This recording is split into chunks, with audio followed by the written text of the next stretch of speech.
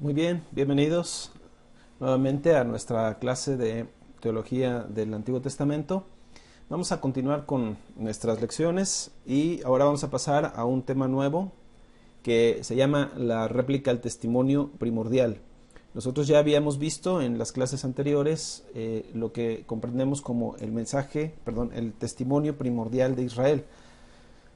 En este espacio, o a partir de ahora, vamos a concentrarnos en un testimonio diferente que se llama el contrainterrogatorio al testimonio primordial o la réplica al testimonio. En este sentido, bueno, lo que hemos venido viendo en las clases anteriores acerca del testimonio de Israel, decimos, es el testimonio primordial, es lo que más se dice, lo principal, el testimonio más abundante, el testimonio más con mayor riqueza, pero este testimonio primordial ahora se encuentra frente a una realidad distinta, porque bueno, si uno es justo en el sentido de escuchar el testimonio de todas los diferentes testigos,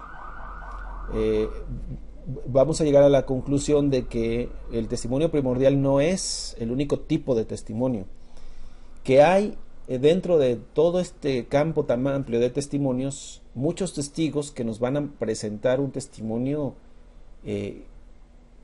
que pone en cuestión o que pone en entredicho lo que se ha venido diciendo en el testimonio primordial. Es decir, testimonios diferentes, testimonios que nos van a presentar una cara distinta de la moneda, que nos van a presentar un lado distinto, un punto de vista incluso opuesto de lo que hasta ahora se ha venido viendo. Es necesario interrogar esa audaz declaración de Israel por medio de la cual da testimonio de las acciones poderosas con las que Yahvé transforma el mundo. Es necesario interrogarlo. ¿Desde dónde lo vamos a interrogar? Bueno, nunca habrá un testimonio definitivo en Israel que no sea susceptible de ser interrogado. Igualmente no habrá un interrogatorio al que no responda vigorosamente el consenso del testimonio. Es evidente que esta réplica al testimonio no es un acto que manifiesta una falta de fe, sino más bien se trata de un modo característico de poner en práctica dicha fe.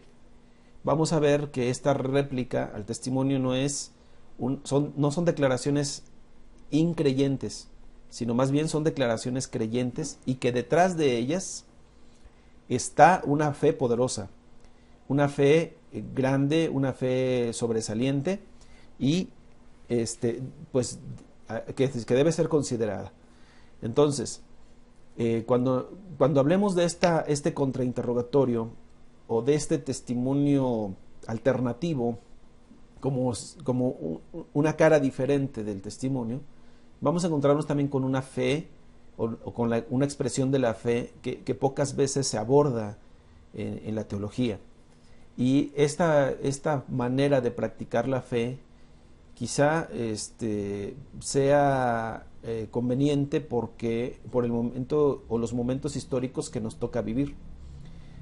Bueno, pues vamos entonces a ellas. Vamos a ver el testimonio, réplica al testimonio desde tres ángulos o de tres aspectos distintos. Lo primero vamos a hablar en cuanto a esta caracterización que Yahvé realiza en el escenario de la historia de Israel. Estas caracterizaciones también presentan un lado secreto, un aspecto ambiguo y también un aspecto negativo de las acciones de Yahvé, de las acciones que ha venido realizando.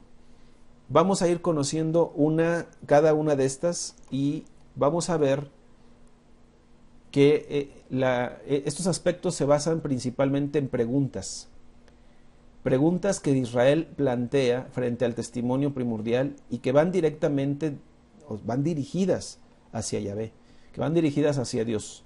Las preguntas que plantea Israel en su interrogatorio no son de naturaleza teórica o especulativa, Se trata de cuestiones de índole concreta y práctica que brotan de sus vivencias. Voy a detenerme un poco aquí, porque lo que hay que decir al respecto es mucho. Es decir, ¿cómo explicamos nosotros el hecho de que, bueno, alguien diga Dios contesta siempre la oración, pero otro puede decir no es cierto? Yo he orado a Dios, o yo oré pidiendo a Dios tal cosa, y Él no me respondió. Él no contestó a mi oración como yo esperaba o como yo quería. Es más, ni siquiera la contestó. Alguien puede decir, no es cierto, o sea, un testigo puede decir, Dios es fiel y siempre nos acompaña, y alguien puede decir, no es cierto, Dios a mí me abandonó. Alguien puede decir, no, es que Dios siempre se manifiesta en todas las situaciones de la vida, Dios se ha estado manifestando, y alguien puede decir, no es cierto, en mi vida ha estado oculto. O sea, lo que vamos a ver es que los planteamientos acerca de estas preguntas no son preguntas filosóficas, teóricas, de carácter especulativo. No teorizan ni filosofan acerca de estas cuestiones, sino más bien parten directamente de los escenarios históricos, de las situaciones concretas, de la vida de Israel. Sobre todo estas preguntas que surgen desde un momento específico de su historia, que es el exilio, en donde Israel pues vio la espalda de Dios. Israel sintió la negativa de Dios.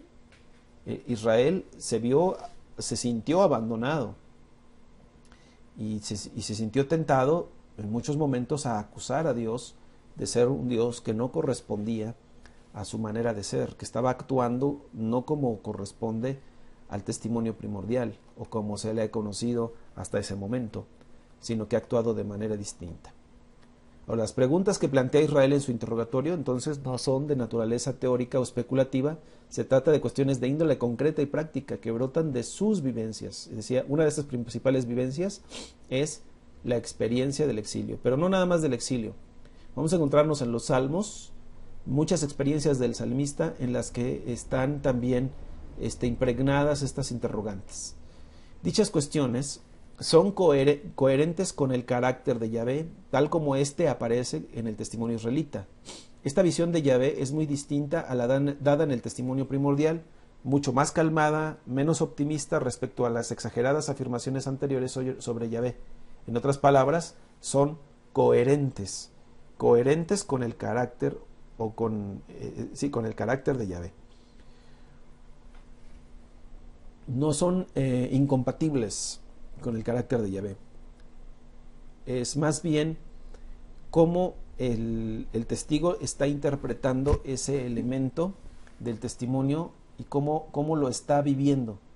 Y entonces, desde su punto de vista o desde su experiencia, cómo lo está manifestando. Entonces, creo que muchas cosas de estas se van a ir acomodando conforme vayamos viendo los ejemplos. Pero lo que queremos decir es que estas cuestiones, estos interrogatorios que se hacen, interrogantes que se hacen ante el testimonio primordial, no son interrogantes que vayan en contra de lo que se está expresando acerca de Dios, sino que más bien apelan a esto que se está hablando acerca de Dios. Y bueno, tal réplica al testimonio, en todo caso, no es un absoluto tan exigente para la fe de Israel como lo ha denominado la ambigüedad e inestabilidad de Yahvé. Se trata de una función y de un fruto del relato israelita acerca de su vida, en el cual Yahvé, un personaje clave, disfruta de la total libertad y de la indefinición que normalmente goza un personaje vivo e interesante. La revelación de la realidad en el relato que Israel hace en su réplica es mucho más seria que sus afirmaciones de carácter oculto o del carácter oculto de Yahvé. Voy a detenerme un poquito más en la metáfora del juicio, porque una pregunta que uno se tiene que hacer es la siguiente. A ver, si yo soy un juez y estoy recibiendo el testimonio acerca de un acontecimiento en boca de diferentes personas, yo debo esperar, como juez, que los testimonios sean variados, versátiles, diferentes unos de otros, que se utilicen palabras distintas y que incluso existan elementos contradictorios. Para un juez es más sospechoso cuando diferentes testigos se presentan ante él y todos dicen exactamente lo mismo y concuerdan, porque eso puede parecer más bien como un complot o como que se pusieron de acuerdo. Pero cuando hay testimonios diversos, el hecho de que cada testigo esté en una posición distinta y que desde su posición esté dándonos su apreciación del asunto, hace que su testimonio tenga variaciones respecto al otro. Pero el juez, un juez inteligente, sabrá entender estas distinciones, no como contradicciones, sino como abordajes distintos, desde una óptica diferente. Entonces, cuando un mismo hecho, cuando un mismo acontecimiento, cuando un mismo elemento se está viendo desde una óptica distinta, lo que uno puede esperar es que el resultado sea distinto, no que sea igual. Entonces, yo en una de las clases les ponía el ejemplo de un objeto. Y entonces, si yo miro ese objeto desde dos ángulos distintos, lo que puedo esperar es que me digan cosas diferentes y que no coincidamos, sino que más bien esperaré que me digan algo distinto para entonces entender que esta realidad es mucho más amplia, más rica que lo que yo estoy mirando, que lo que yo estoy observando. Entonces, bueno, volvemos al ejemplo de los objetos. Aquí está, el objeto que utilizamos la vez pasada. Yo tengo aquí este objeto, que es un teléfono celular. Si yo vuelvo a insistir, si ustedes me explican desde ahí qué es lo que ven, y yo les explico lo que veo, entonces los dos vamos a decir cosas distintas, porque este objeto pues es muy diverso, aunque es un mismo objeto, nosotros entendemos que tiene una diversidad. Por ejemplo, esta cara y esta cara, pues esperamos que sean diferentes, incluso contradictorias, porque esta es transparente mientras que esta es sólida. Este es de cristal, mientras que esto es algún metal. Esto tiene una función, mientras que esto tiene otra función. Entonces, si yo estoy describiendo esta cara y ustedes describen la otra, debo entender que, aunque estamos hablando del mismo asunto, del mismo objeto, el hecho de que ustedes estén situados allá y yo acá, hace que veamos las cosas diferentes. Y entonces, cuando aportamos cada uno nuestro testimonio de lo que estamos viendo, experimentando, yo debo entender que el testimonio de ustedes será distinto porque están desde allá viéndolo. Y no esperaré que me digan lo mismo. Ahora, ¿cuándo es sospechoso? Cuando ustedes están viendo, me están describiendo este mismo objeto que tiene diferentes facetas, diferentes aspectos, diferentes caras, y que ustedes de pronto me describan el objeto como si lo estuvieran viendo desde mi punto de vista. Entonces sí sería sospechoso para mí, porque yo diría, bueno, es cómo llegaron a esa conclusión si ellos estaban en otro lugar, en otra circunstancia, en otra posición. Bueno, eso mismo para un juez, alguien que está haciendo un juicio, tomando un criterio, debe de considerarlo y debe de validarlo. Es decir, debe considerarlo verdadero y válido, porque es perfectamente coherente con lo que se está diciendo, con lo que se está haciendo. Entonces, en el caso del testimonio israelita, los israelitas, en sus diferentes experiencias, en diferentes circunstancias históricas y en diferentes vivencias que tuvieron, lograron ver esta revelación de parte de Dios desde un ángulo distinto y nos lo presentan sin problemas. Aunque en ello parece que están contradiciendo el testimonio primordial o están hablando desde una óptica contraria a lo que se ha venido diciendo, ellos no se detienen, no se callan. Entonces, Por eso estamos entendiendo que es perfectamente coherente. Algunas personas creen que en la Biblia no puede haber este tipo de contradicciones y tratamos de arreglar las contradicciones. Pero yo creo que en lugar de querer conciliar las contradicciones y quererlas a veces tapar o desaparecer, tendríamos que entenderlas como parte de la misma verdad que complementa las otras y que nos permite conocer con mayor amplitud esta experiencia de conocer o de caminar con Dios. Entonces, así funciona la réplica al testimonio, como alguien que aborda el mismo asunto pero desde otro punto de vista. Muy bien. Hay 4 preguntas que van a dar origen o que van a ser la base o el fundamento de esta réplica. Y si quizás ustedes si han leído los Salmos y algunas partes de los profetas, encontrarán estas preguntas. ¿Hasta cuándo? ¿Por qué? ¿Dónde? Y una pregunta inquietante. ¿Está? ¿Está? Es decir, esta primera ¿hasta cuándo? Que es una pregunta de tiempo de alguien que ha estado esperando una respuesta, pero que no ha llegado el momento de verla. Y entonces se siente en abandono, se siente abandonado, y entonces viene la pregunta, ¿hasta cuándo, oh Jehová? Y luego dice, ¿me abandonarás para siempre? ¿Me olvidarás para siempre? Entonces está diciendo, Dios me olvidó, Dios me abandonó. Pero la pregunta es, ¿hasta cuándo me olvidará y hasta cuándo me abandonará? ¿Será para siempre o será algo momentáneo? Luego, ¿por qué estás lejos? ¿Por qué? ¿Por qué te alejas?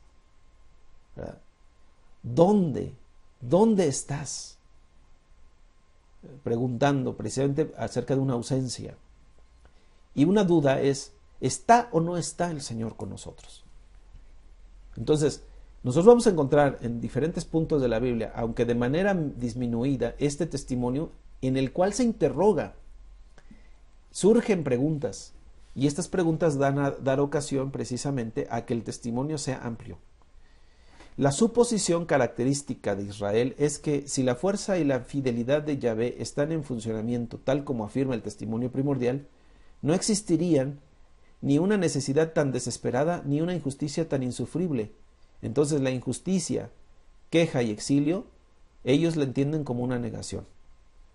Es decir, si nosotros nos situamos en la experiencia del exilio, si nosotros nos situamos nos conectamos con esta experiencia de Israel de haber sido exiliados, vamos a llegar a la comprensión de por qué ellos están preguntando esto. Porque estas son preguntas que surgen desde el exilio. O sea, ¿Dios nos abandonó? ¿Será que Dios nos dejó? Ahora, si nos dejó, si nos abandonó en las manos de nuestros enemigos, ¿hasta cuándo lo hará? Y otra pregunta, ¿por qué, Señor? ¿Por qué te alejaste de nosotros? ¿Por qué nos dejaste? La otra pregunta que se hace en el exilio es, estamos aquí y no vemos a Dios con claridad. ¿Dónde estás? ¿Dónde está Dios? Y una pregunta más cruda es si está o no está Dios aquí.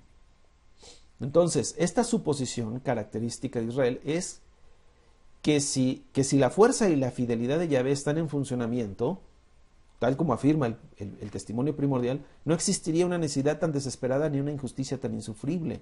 No debería existir. Lo que nosotros le llamamos el mal, ¿verdad? El sufrimiento. Debería dejar de existir ese sufrimiento si Yahvé está presente. Si Yahvé sigue manifestando esa característica de fuerza y fidelidad y está funcionando adecuadamente, no deberían de estar presentes. Este tipo de testimonios los encontramos principalmente, y de queja, los encontramos principalmente en el género de la lamentación. Si uno lee el libro de las Lamentaciones, va a encontrarse todas estas quejas, toda esta pregunta. El modo de expresión típico de estas preguntas es el género de la lamentación. La lamentación es una candorosa expresión sobre la realidad de la vivencia que resulta incongruente con Yahvé. Al mismo tiempo es una expresión de esperanza en que sí, y cuando Yahvé actúa, la situación se enmienda rápidamente. Bueno, voy a detenerme tantito, porque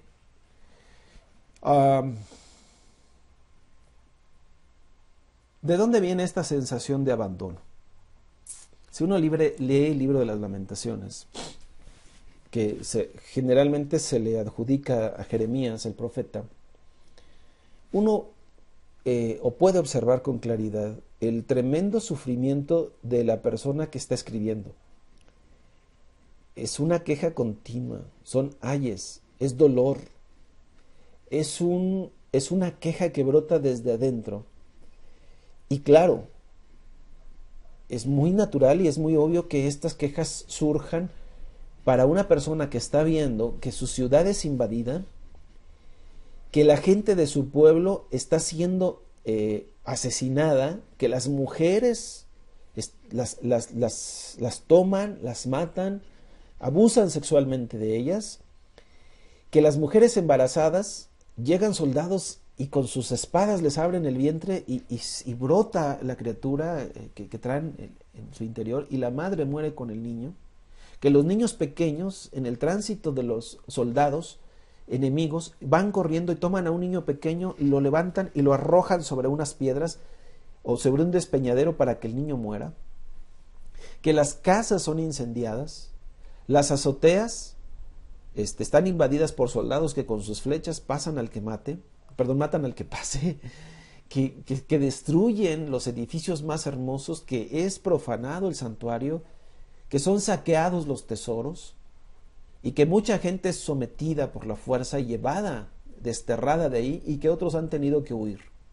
Y entonces la ciudad queda, sus calles llenas de sangre, de muertos y desolada, abandonada. No hay quien sepulte a sus muertos, no hay quien recoja sus cadáveres, no hay quien reconstruya esas ciudades. Por el contrario, ya sin murallas, desprotegida, están llegando animales, fieras del campo,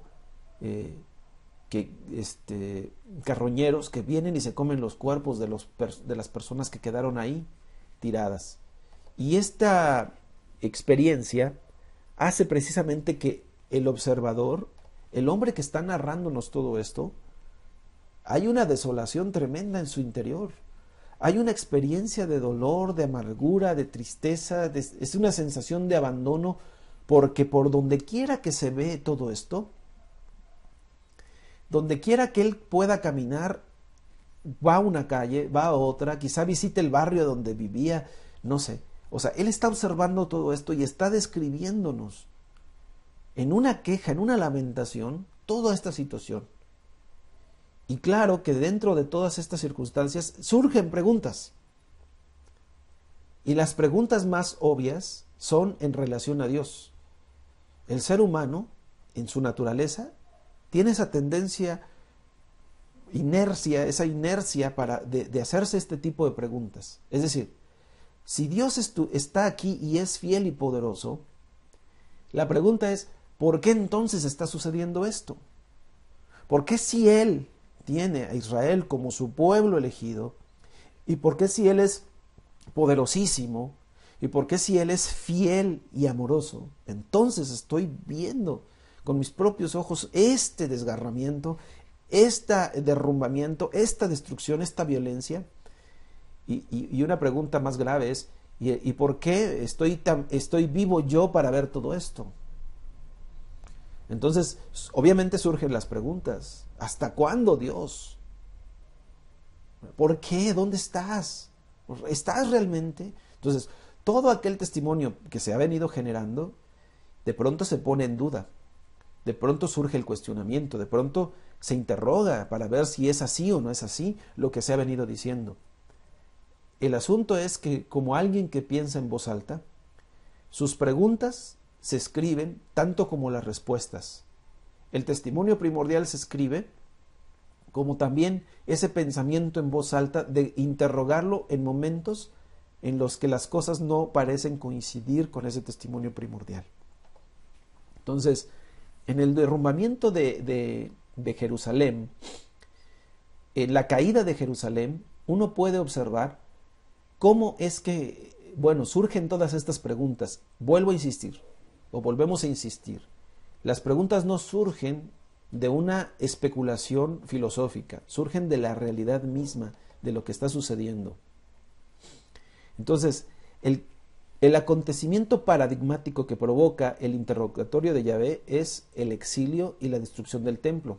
Uno puede ver el Salmo 74, versos 1 al 10, verso 1 el capítulo 79, el capítulo 80, el Salmo 89.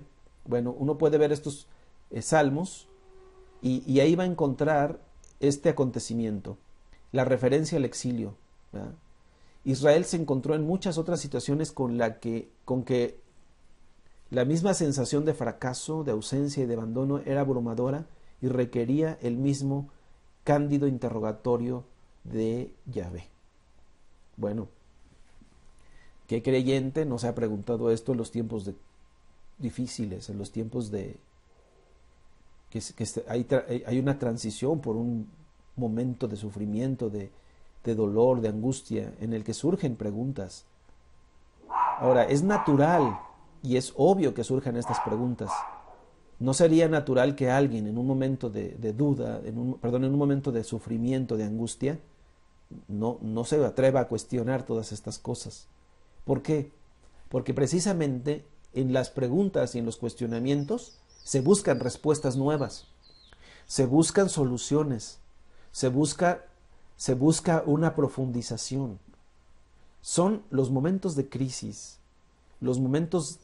estos momentos de angustia y de dolor, los momentos más enriquecedores, no solamente en la vida de Israel, sino en la vida de todos los seres humanos. Si una persona no atraviesa por estas circunstancias y no se hace este tipo de preguntas, entonces tiene una fe superficial. El asunto es que cuando uno experimenta esta sensación de abandono y se atreve a cuestionar, a preguntar, a interrogar la fe, entonces después vienen respuestas más profundas. Y es como si la fe arraiga, como si la fe profundiza, como si un árbol, las raíces de un árbol llegaran a roca dura y ya no pueden extenderse más y tienen que abrirse paso entre las grietas de la roca e ir forzando a la roca a abrir el paso para que sus raíces se profundicen en medio de así como si hubiese ahí una experiencia de mucho dolor, de mucho sufrimiento, de mucho esfuerzo, pero que finalmente logra hundir cada vez más y profundizar cada vez más.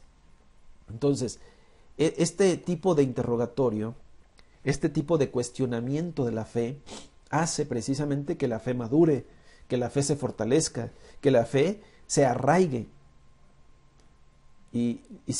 Pero es cuando uno atraviesa por situaciones complicadas y se hace este tipo de preguntas y entonces se interroga.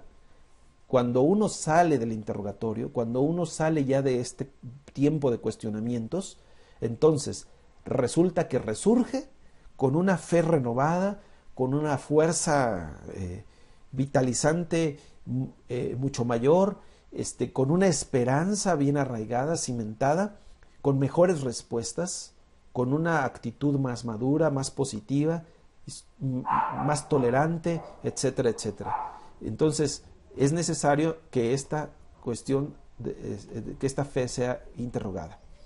Ante este agudo y enérgico interrogatorio, el testimonio positivo de Israel no poseía una respuesta sencilla ni convincente, excepto regresar a su testimonio primordial y reiterar esas afirmaciones.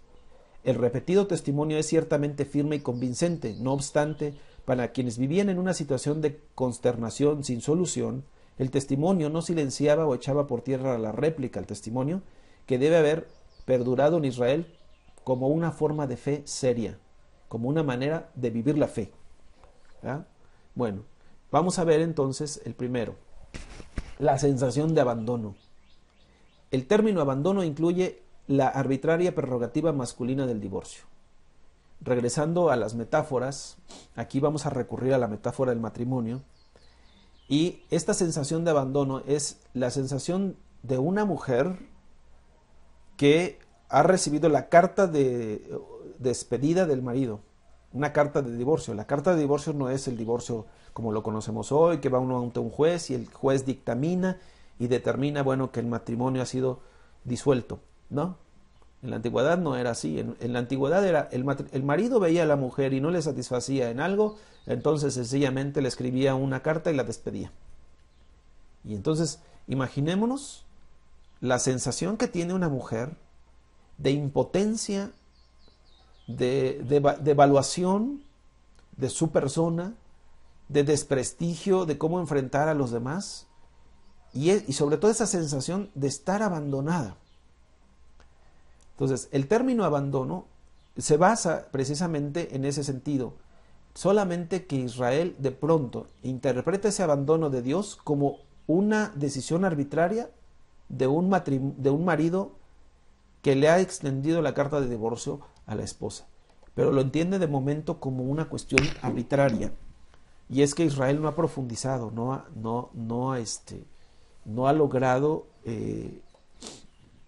arraigarse. Entonces Israel solicita y se maravilla de la fiabilidad y la fidelidad de Yahvé. Israel tenía la sensación de que estaba siendo abandonado. El término abandono incluye la arbitraria prerrogativa masculina del divorcio en un mundo antiguo. En ese mundo, una divorciada era, de hecho, una abandonada. Muy bien. El siguiente elemento, la convergencia de injusticia, cómo convergen en un mismo punto la injusticia, la queja y el exilio. Y esto plantea una interrogante a Israel en relación con el poder soberano de Yahvé. Quisiera que nos pusiéramos en la piel de los israelitas que fueron al exilio. En algún momento ya lo hemos hablado, ¿verdad? Entrar a la ciudad de Babilonia avergonzados, humillados, ver aquella majestuosa ciudad imponente con sus edificios enormes, preciosos, los santuarios que habían construido a sus dioses. Y entonces hay un argumento muy fuerte que viene al corazón de las personas, y es: ¿realmente Yahvé es soberano? A ver, ¿cómo es que el Dios de los babilonios pudo más que nuestro Dios?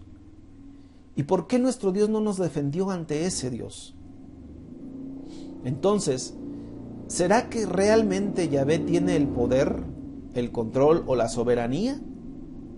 ¿Será así? ¿O será que hay otros elementos que están por encima de las decisiones y la voluntad de Él?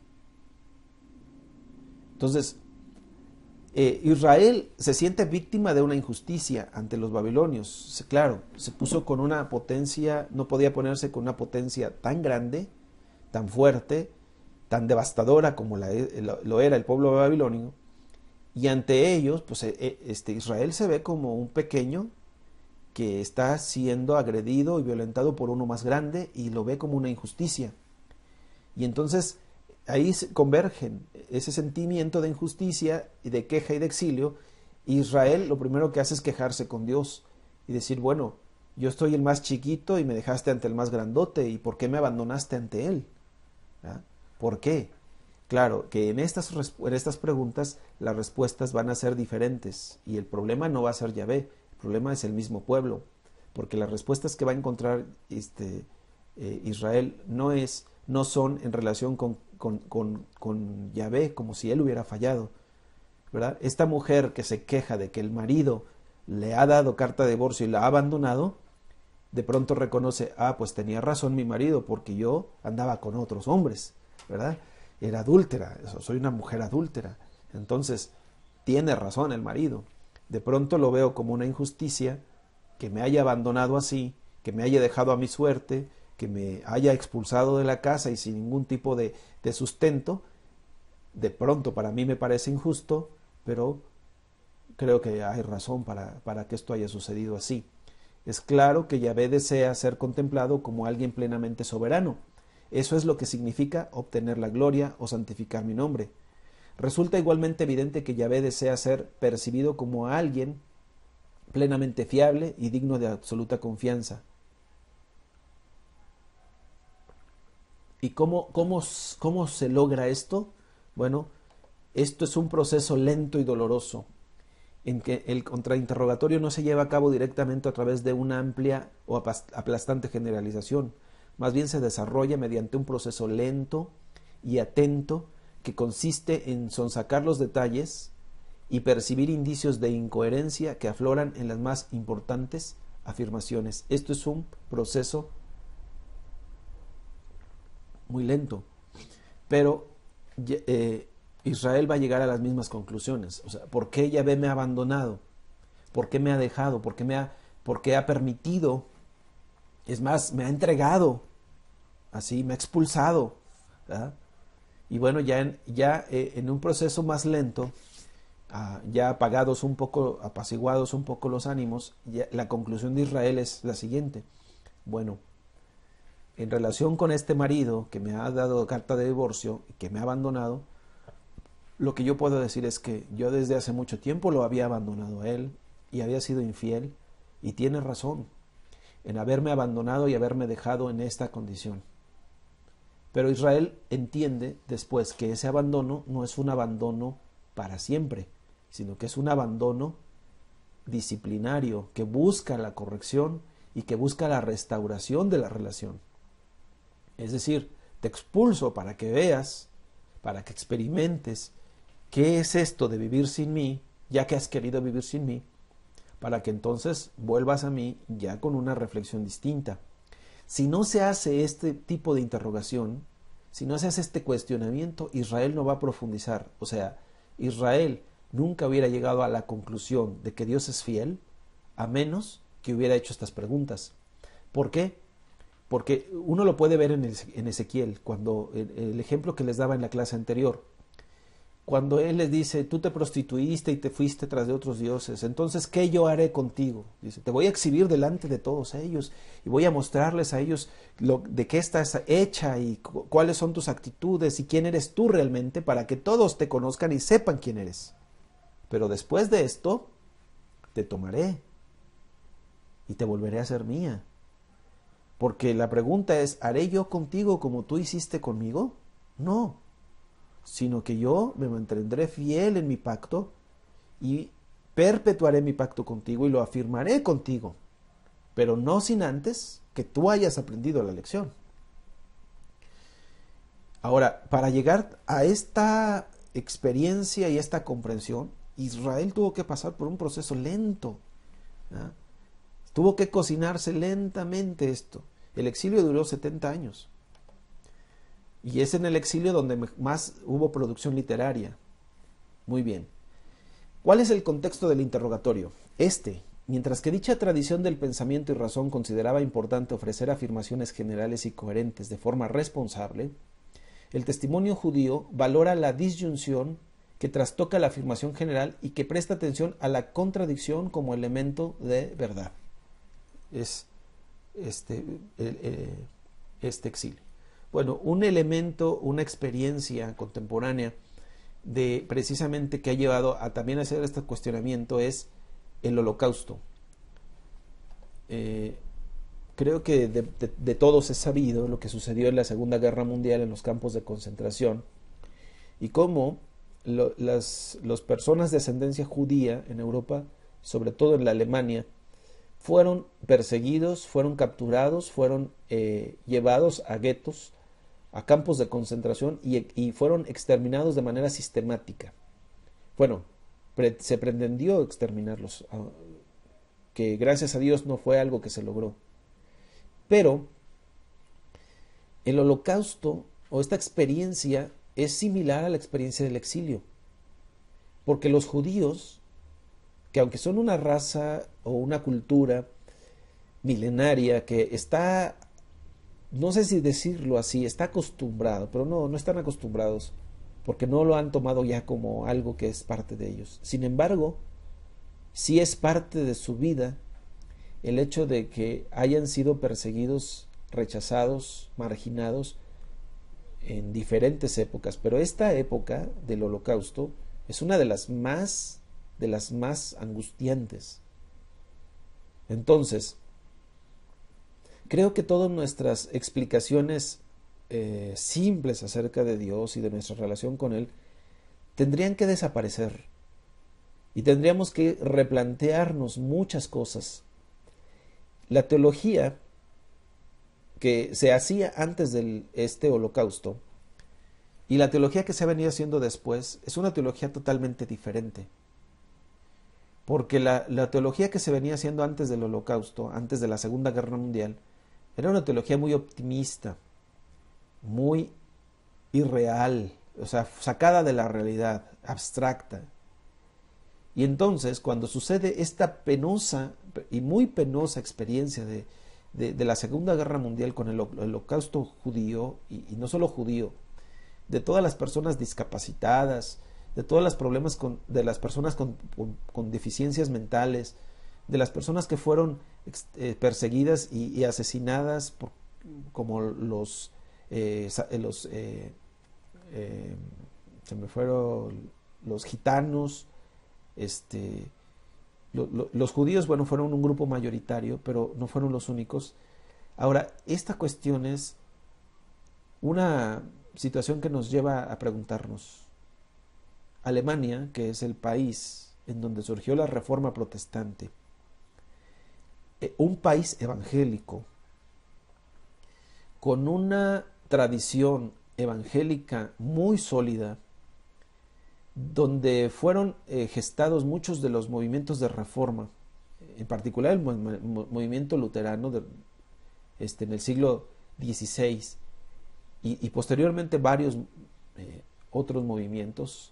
Un país en donde estaban, y hasta la fecha siguen estando, los más grandes centros de estudio bíblicos y teológicos, en la cuna de la teología a nivel mundial, porque si uno lee a los más grandes teólogos sobresalientes del siglo XIX y el siglo XX, la mayoría de estos son teólogos alemanes.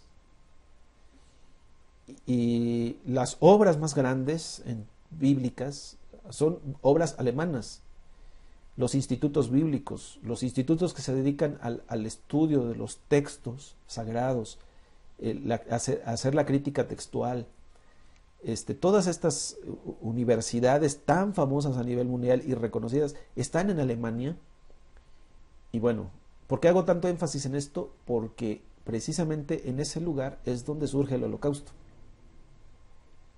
Es en ese lugar en donde se da esta mayor persecución, de lo cual derivamos que la teología que se hace ahí o que se venía haciendo ahí no es una teología comprometida con la vida.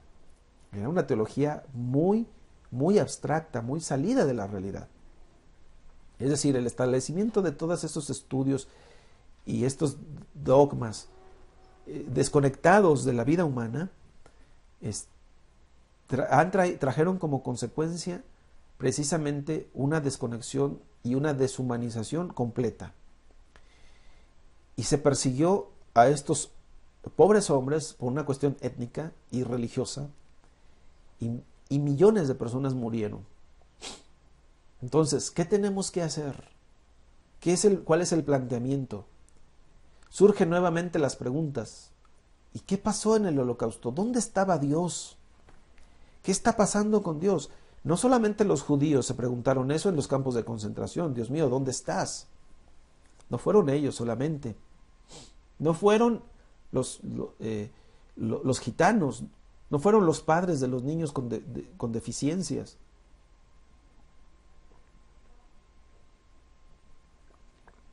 Desde afuera, cuando uno observa hacia esta realidad histórica, uno mismo se pregunta, bueno, ¿y por qué Dios permitió esto? ¿Dónde estaba Dios cuando todo esto estaba pasando? ¿Qué es lo que sucedió realmente en la historia? ¿Y por qué Dios no intervino para evitar esta catástrofe? Son preguntas que nos quedan en el aire, pero que no nada más en el holocausto. A partir del holocausto, la reflexión viene haciéndose ya en diferentes contextos. Con las hambrunas en África, con las matanzas en la India, con la implantación de los sistemas comunistas cerrados, todas estas segregaciones raciales que se han dado en Europa. Entonces uno se va preguntando, bueno, ¿y cuál es la participación de todo esto, de Dios en todo esto? Y explicarnos todo esto nos lleva a entender, bueno, primero, no podemos establecer respuestas simples a estas interrogaciones. Porque el que está sufriendo no puede contentarse con estas respuestas simples. Algunos teólogos, creo que un poco soberbios, un poco sobrados, diría yo, en el sentido de que sienten que son omnipotentes, que son capaces de dar respuestas a todo. Yo creo que el más grande teólogo, el teólogo mejor preparado, cuando se enfrenta a estas preguntas, lo mejor que puede hacer es quedarse callado. Porque querer racionalizarlas y querer explicarlas a través de respuestas simples, ni deja bien a Dios, ni deja bien a la teología, ni satisface la cuestión. Entonces, las respuestas simples no funcionan. Necesitamos hacernos muchas preguntas y sobre todo, una de las principales preguntas es, necesitamos pasar por un proceso diferente y el proceso diferente, que es el proceso por el cual Israel pasó, es que cuando hacemos las preguntas a Dios, uno tiene que mirarse como en el espejo y ver que la pregunta se le regresa. Es decir, uno puede culpar a Dios y uno puede decir Dios lo permitió, Dios lo quiso así, pero la pregunta después se nos regresa y la pregunta va a ser hacia nosotros. O sea, ¿qué estás haciendo tú ante esta situación? Porque, pues así es como Israel, que en el exilio se pregunta, ¿dónde está Dios? ¿Por qué nos abandonó? Y la respuesta de Dios es, ¿dónde estabas tú para que yo te abandonara? Y la respuesta de Israel es, bueno, te estaba engañando con otros maridos, ¿no? Entonces, la misma pregunta es hoy. Uno se pregunta, ¿por qué el hambre en ciertos lugares? ¿Por qué las guerras? ¿Por qué las matanzas? ¿Por qué toda esta situación? ¿Dónde está Dios? Y lo cierto es que la pregunta después se nos regresa y es, bueno, está toda esa hambre, está toda esa necesidad, pero ¿dónde estás tú? ¿Dónde está la iglesia? ¿Dónde está el pueblo de Dios? ¿Por qué el pueblo de Dios lo primero que hace es quejarse y preguntarse acerca de Dios, cuando la pregunta debería ser hacia nosotros? Porque Dios ya está haciendo su parte. La pregunta es, ¿qué está haciendo el pueblo? Si hablamos de que Dios es fiel, bueno, entonces, ¿dónde está la fidelidad de su pueblo? Son preguntas que tendremos que pasar por todos estos cuestionamientos, y quizá, aunque no lleguemos a una respuesta clara, porque tal vez no la hay, ¿verdad? Como en el caso del Holocausto, ¿qué respuesta podemos aportar? ¿Qué respuesta puede satisfacer? Ninguna. Y quizá ninguna respuesta nos va a llenar, pero lo que sí hay que hacer es seguirnos interrogando, seguir preguntando, seguir profundizando en la fe, a fin de que nosotros seamos cuestionados también. En la línea de una auténtica deconstrucción, Israel se niega a dejar en paz a Yahvé porque todavía no lo ha hecho del todo bien. Y el contrainterrogatorio Israel se ocupa de esta tarea ante Yahvé. Israel, como testigo, sabe que si Yahvé no es innecesariamente criticado y trastornado, este también se convertirá en un ídolo absoluto y absolutizante. ¿Qué es la deconstrucción? La deconstrucción es como que nosotros tenemos ya construidos nuestros esquemas de pensamiento, nuestros esquemas explicativos de todo. Pero de pronto nos enfrentamos a realidades y a situaciones en las que esos esquemas y esas estructuras no sirven, no satisfacen. Y entonces es como si yo agarrara una Torre Eiffel y dijera, bueno, esta estructura tiene muchas piezas que se pueden ensamblar, desarticular, y entonces con todas esas piezas puedo armar algo nuevo. Quizá la Torre Eiffel satisfizo a una necesidad en su momento, pero ahora con los mismos elementos yo puedo quitar todo eso, desarmarla, eso es deconstrucción, y a partir de los mismos elementos empezar a construir algo nuevo que satisfaga ahora sí a las necesidades a las cuales estamos enfrentando. Ahora, yo hablo de la Torre Eiffel, aunque la Torre Eiffel es una perfecta construcción inútil, porque lo único que tiene es estética, o sea, no tiene una utilidad como tal, no sirve a un propósito diferente, fue construido para exhibición. Entonces, pues sirve para exhibición, pero ¿qué pasaría si en un momento dado yo dijera, ok, necesitamos construir el soporte para albergar a una cantidad de personas que quedaron sin hogar, ¿verdad? ¿Cómo le hago? Bueno, ahí tenemos la Torre Eiffel, que está inútil, ¿verdad? Muy bonita y todo, pero quizá la necesidad ahora nos lleve a buscar, bueno, deconstruimos, agarramos ese elemento ya, esa estructura ya hecha, la empezamos a desarmar y con los mismos elementos empezamos a construir algo nuevo que va a servir ahora a satisfacer esta necesidad de hogar. Entonces, ¿qué es lo que hizo Israel en el exilio? Todas las estructuras y explicaciones que ellos tenían acerca de Yahvé tuvieron que ponerlas otra vez en cuestionamiento. Es decir, desarmaron sus estructuras y tuvieron que empezar a construir algo nuevo. ¿Para qué? Para establecer su vida a partir de esa nueva construcción. Entonces, por eso tienen que cuestionar, porque el cuestionamiento, el interrogatorio, es una manera de construir, es una manera de desarmar las estructuras, es una manera de agarrar todas esas explicaciones ya prefabricadas, porque a veces la iglesia eso espera, ¿no? A ver, hermano, explíquenos por qué hay hambre en el mundo. Ok, ya tenemos la respuesta. ¿Por qué hay maldad en el mundo? Tenemos la respuesta. ¿Por qué está esto? Ya tenemos la respuesta. ¿Y qué pasa cuando nos enfrentamos a realidades en las que la respuesta que tenemos no es satisfactoria? No es satisfactoria. Por ejemplo, hace unos días yo leí que alguien estaba contando una historia sobre el Titanic. Creo que hay muchas historias como esas circulando por ahí en internet. Historias con las que yo no estoy de acuerdo. Porque el constructor del Titanic en un momento dado dijo, esta nave está tan bien hecha que ni Dios la puede hundir. Y entonces se lanzaron a su viaje en el mar, a la travesía, y chocaron con un iceberg. Y la nave sucumbió. Entonces, algunas personas circulan en internet esta historia como diciendo, de Dios nadie se puede burlar, porque si tú dices eso, bueno, Dios te hará pagar. Un Dios vengativo. ¿Cuál es la parte en donde yo no estoy de acuerdo? Que cientos de personas que iban a bordo de ese barco murieron. Cientos de personas inocentes.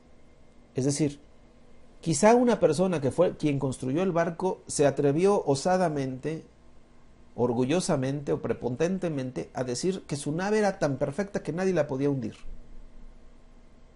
Pero en su interior había mucha gente que ni siquiera compartía esa idea, ni sabía lo que había dicho este personaje, y quizás si lo hubieran sabido, a lo mejor ni siquiera hubieran estado de acuerdo. Y la pregunta es esta: si Dios hundió el Titanic para hacerle ver a este hombre que estaba equivocado, la pregunta mía es, ¿por qué Dios entonces se valió de la muerte de tantos inocentes? ¿Acaso entonces Dios es tan injusto que en venganza contra un hombre hace morir a cientos? Ahora, quienes transmiten esto en internet a mí me dicen eso, que Dios es un Dios vengativo que es capaz de llevarse entre los pies a cientos de personas para vengarse de un solo tipo. Y solamente porque dijo estas palabras tan soberbias, como si el ser humano no dijera ese tipo de expresiones en muchos momentos de su vida. Ahora, si Dios se estuviera vengando de cada persona que va a decir una expresión soberbia como esa, no existiría humanidad. Entonces, ¿qué pasó con el Titanic? Bueno, se hundió y muchos creyentes evangélicos, he oído otras historias de judíos también, o supuestos judíos, que aseveran que entonces el Titanic se hundió porque Dios lo hundió, por la soberbia de un hombre. Yo creo que hay que cambiar nuestras estructuras. Esa es una explicación demasiado simple. Es una explicación que por su misma simpleza ni siquiera está profundizando en conocer las implicaciones de respuesta tan bárbara. Porque entonces el Dios que está presentado ahí, por esta explicación, es un Dios sádico, que disfruta la muerte de estas personas para satisfacer su deseo de venganza, su sed de venganza. Y no le importan los inocentes. Ahí murieron niños, murieron mujeres embarazadas, murieron de una manera cruel. Algunos en el incendio del barco, otros ahogados, otros congelados, otros quedaron atrapados. Hay historias muy hermosas ahí de sobrevivencia, hay historias muy hermosas de ayuda, de humanidad, de solidaridad. También hay historias muy trágicas de personas que por sus deseos de sobrevivencia pasaron por encima de los otros, mataron. O sea, hay historias de todo tipo. Y si uno dice, en todo eso Dios obró y en todo eso Dios decidió, entonces ¿en qué posición ponemos nosotros a Dios? ¿Y qué concepto tan reducido tenemos nosotros de Dios? De Dios. Yo nada más me pongo a pensar en todas las personas que estaban frente al Señor Jesucristo en la cruz diciendo crucifíquenlo, atentando contra Dios mismo, y Dios en la cruz estaba diciendo a través de, en la boca de nuestro Señor, diciendo, perdónalos, Padre, pues no saben lo que hacen. El Dios que dice perdónalos porque no saben lo que hacen es el mismo Dios que agarró venganza contra el constructor del Titanic y mató a cientos. El que estaba dando la vida acá en la cruz por amor a muchos, estaba vengándose acá contra un hombre soberbio, matando también a muchos. Es contradictorio. Y esta explicación del Titanic no es inspirada por Dios, esta es una explicación simple. Esta es una explicación que es una proyección humana. El ser humano vengativo proyecta en Dios sus deseos de venganza y se siente gozoso cuando hay una experiencia como esta de venganza. A mí me pone triste que muchos cristianos al leer ese relato se pongan felices y digan, sí es cierto, ese es nuestro Dios. A mí me da vergüenza. ¿Por qué? Porque yo no creo que Dios sea así. Ahora, por eso nuestras explicaciones simples, en un momento cuando nos confrontamos con la realidad de Dios, con la revelación de Dios, tenemos que desarmarlas, tenemos que despedazarlas y volver a construir cosas nuevas. Pero no esperar que nuestras explicaciones acerca de Dios satisfagan todo y satisfagan en todo tiempo, y como si fueran la verdad absoluta. Siempre serán acercamientos y siempre serán intentos de intentar comprender la realidad, pero Dios jamás será atrapado dentro de esas estructuras. Entonces, por eso aquí vienen los cuestionamientos. Israel como testigo sabe que si Yahvé no es innecesariamente criticado y trastornado, este también se convertirá en un ídolo absoluto y absolutizante, como es este Dios absoluto y absolutizante que derribó el Titanic, ¿no? Que no es el Dios de la Biblia.